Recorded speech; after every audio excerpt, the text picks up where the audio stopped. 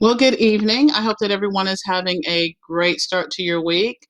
Um, Today actually is first day of spring, at least the day that I'm recording this. Don't know when you'll be watching it, but today's the first day of spring.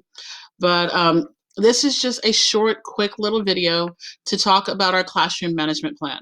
So this project is your easiest project that you will have for our class. The classroom management plan, you're looking at a comprehensive classroom management plan. Often people just think about the rules. We think about rules and consequences and we think we're done.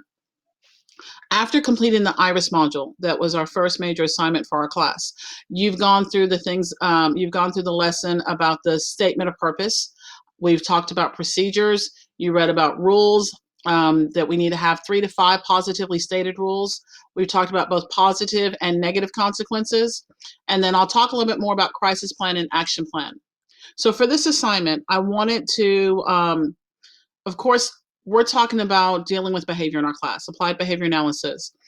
But any behavior that we can prevent is far better than having to come up with an excellent plan for what to do on the back end after the behavior occurs. So that's why we're looking at a classroom management plan, and not just looking at what we're going to do to intervene with behavior after it occurs. I want this assignment, though, to be something that is going to be useful for you. And I know that typically speaking, not in every situation, but typically speaking, at the start of the school year, teachers often go over their rules, their procedures, their classroom management plan, how it is that they plan to structure their class.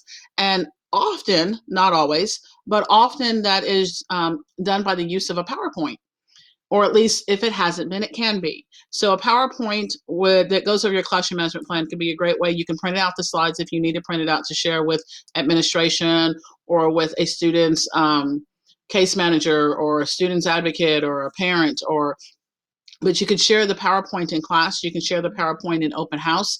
You could share the PowerPoint with parents during parent-teacher conferences as well. So that way every stakeholder, everyone who has a need to know, has a way to find out how things are done in your classroom. So the important thing is that everyone's aware of the expectation and everyone is aware of the procedures that you expect to use, the procedures that will make things go smoother in your classroom. So that's why originally I had this assignment was a paper, and I've changed it from being a formal paper to being a PowerPoint. So that way it's an assignment that then is later usable in your classroom. You may tweak it. Of course, you're going to take off where it says SPL 635, but you can tweak it and you can use it later. So let's just get started. You can have, you'll notice here on the rubric, you'll notice that it says slide, and then in parentheses it has an S. So if you want to make more than one slide, that's fine. If you want to just have one slide for each item on the rubric, that's fine. You can include backgrounds of your choice. You can include graphics, clip art, especially those teachers who are working with little ones. Often I see that some of the neatest, cutest clip art, because they say, well, the kiddos can't read yet, when we're talking about the very young ones. So they use more pictures to help convey that which they have written there as well. So am I going to count off, though, if you don't have clip art? No. So that part is completely and totally up to you. I want you to make it usable, something that you will be able to use later. So please have a title page. On that title page, make sure it has your name, SPL 635. Like I said, you can take that off after your assignment is submitted, so that way you can use it in your class. But so a title page, classroom management plan with your name on it, SPL 635, and then the term and the semester for our course. Your next slide or slides would be your statement of purpose. As you learned in the IRIS module that you completed for the classroom management, that your statement of purpose is kind of like, you could view it as a vision statement or as a mission statement. So in other words, what is the purpose of our class? What is it that we as a class believe, or you as a teacher believe about your class, and how we're going to structure things, or how that you're laying out the purpose that you have for your students, as far as your high expectations, as far as what you're going to do in order to help your students be successful, how students are going to be able to, what they should expect from your class, those type of things. So that statement of purpose. Your next slide or slides would be procedures. One of the books that I mentioned, or if I haven't mentioned, I will mention in class, is Harry Wong, actually Harry and Rosemary Wong's First Days of School. Awesome book. And it's nothing, magnificent, nothing, or as he would say, nothing revolutionary new. It's just about thinking about all of the different procedures. How are we going to get things done? All I'm asking is that you provide 3 procedures. You can provide more than that. You can have 20 procedures if you choose, but I'm asking you that you provide at least 3. That doesn't mean 3 steps for one procedure. That means 3 individual procedures. So you could have a procedure for how assignments are turned in, and then you list the steps for how you want the assignments turned in. It could be a procedure for how to pick up lab equipment in your science class. It could be a procedure for how to use the computer in the computer station, and if you do learning centers or different things of that nature. So the choice is completely yours. However, make sure that you have at least 3 procedures, at least 3, and that those procedures that you have the steps written there. So if you want to have that on just one slide, that's fine. If you want to have one slide for each procedure, that's fine. So like I said, it can be as many as you want, but it must be at least 3. If you don't have at least 3, then you'd be losing points off of your assignment for that. The next thing that I'm looking for are your rules. Remember, we're looking for between 3 to 5. If you have 50 rules, students can't remember them. If they can't remember them, they can't meet that expectation. So I'm looking for 3 to 5 rules positively stated. Remember, you went through the exercise on looking at Miss Rollison's rules in the IRIS module, and looking at whether or not her rules were positively stated and whether or not the rules covered everything that she needed it to cover, everything that she said that she wanted to see happen in her classroom. So remember those type of things when you're working on your rules. But 3 to 5 positively stated rules. Again, that could be 1 slide, it can be 3 slides, it could be 5 slides. That choice is yours, how you choose to format that. And then consequences. For the consequences, we're looking for both positive and negative. And when we say positive consequences, what I'm talking about there are the positive reinforcers. So in other words, when students do meet your expectations, when students are following the rules, when they're doing what you ask them to do, what are they getting out of it? What is the reinforcement that they're getting? Positive praise, thumbs up. It could be stickers. It could be extra free time. It could be positive phone calls home. Just whatever it is that you choose to use, but those positive consequences. And on the flip side of that coin, we also need to look at what are the negative consequences. So what happens when students don't follow the rules? And there should be, just like you saw in the behavior games that you played through the IRIS module, we don't jump straight to, kicking kids out of school and suspending them or expelling students from school.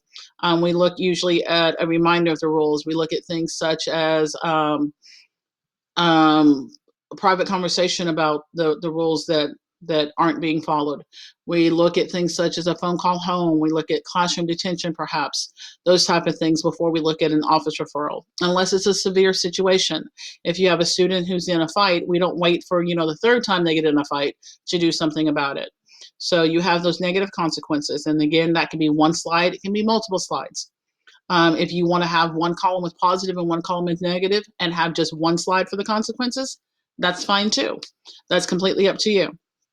So the part that was straightforward, title page or title slide, if you want to call it a title slide, your statement of purpose, at least three procedures, well-written, well-sequenced procedures, 3 to 5 positively stated rules, both positive and negative consequences.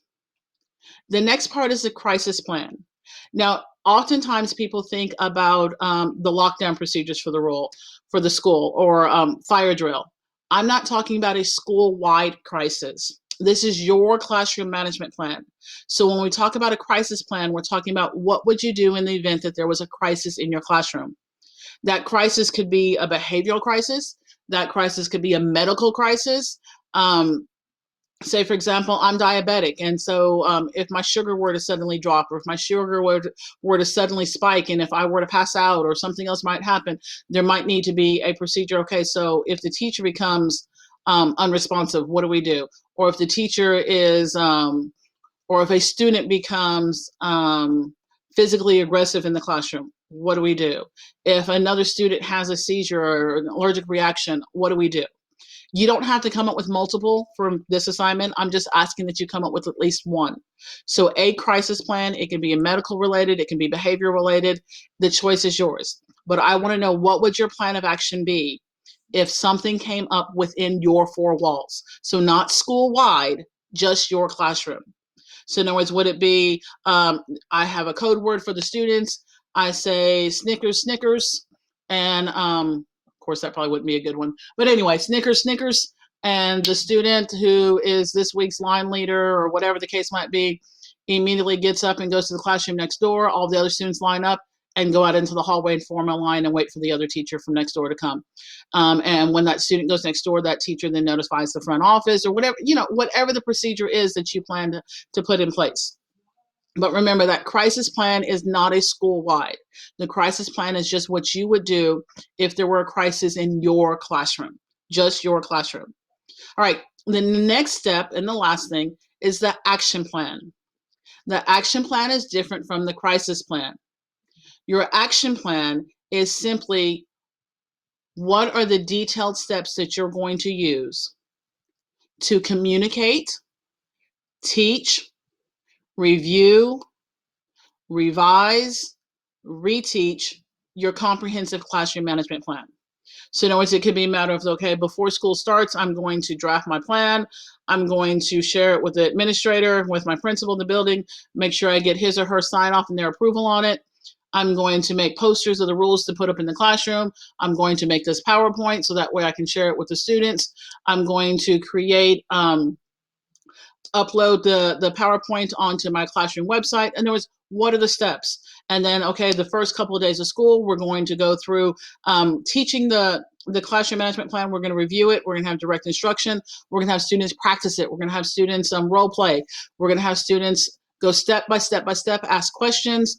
And then we're going to review it once a month because we know that we have transient populations. So the students that I have in August may not be the same students that I have in November.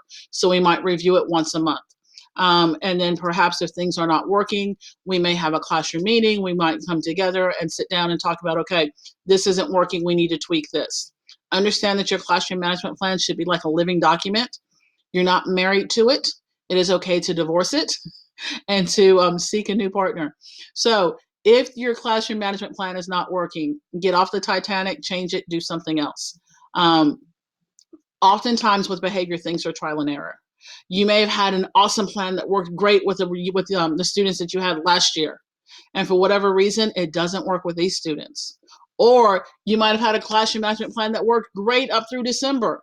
Something happened at Christmas break, you come back and it's not working with these kiddos. Understand that just because you set a plan in place on August 1st doesn't mean that you cannot change it. If it's not working, you change it. You adapt, you overcome. We have to be flexible. The one thing that is constant in education is change. So understand that it's important to have a comprehensive classroom management plan. Whatever behavior that we can prevent is a whole lot better than the best laid out plans for intervening on behavior after the fact. So for your classroom management plan, this is a rubric. Your assignment is worth 100 points out of the possible 1,000. So that's an entire letter grade. Like I said, it's a PowerPoint. You can upload it either in PowerPoint format or in PDF format. You can have as many clip arts and decorations and backgrounds as you choose, or it can be as basic as you choose, as long as it meets these requirements. Remember, for the writing expectations, please do not give me a slide with the writing expectations copied and pasted. I want you to demonstrate the writing expectations that you've met that expectation. So in other words, please go back and proofread your assignment. Please go back and check and make sure that that it makes sense, that you didn't leave out any words, that there aren't anything misspelled. Make sure that you've included all of the items that are listed on the rubric, the title page. And remember, you can have one slide or multiple slides for each of these requirements. That's why the S is in the parentheses. So title page, your statement of purpose, at least 3 procedures, 3 to 5 positively stated rules, both positive and negative consequences, your crisis plan, crisis for your classroom, not school-wide, and then your action plan detailing how you're going to communicate, teach, review, revise, and reteach your comprehensive classroom management plan. So I hope our little time together, our 15 minutes together going over our rubric, I hope that this has made this assignment a little less daunting for you. I honestly believe that it should be a worthwhile assignment because it should be something that you'll be able to use in the future. So if you have any questions, I'll see you on Tuesday. So have a great evening, great day, whatever day it might be that you're watching our video. Thank you for joining me, and take care and God bless. See you guys soon. Bye.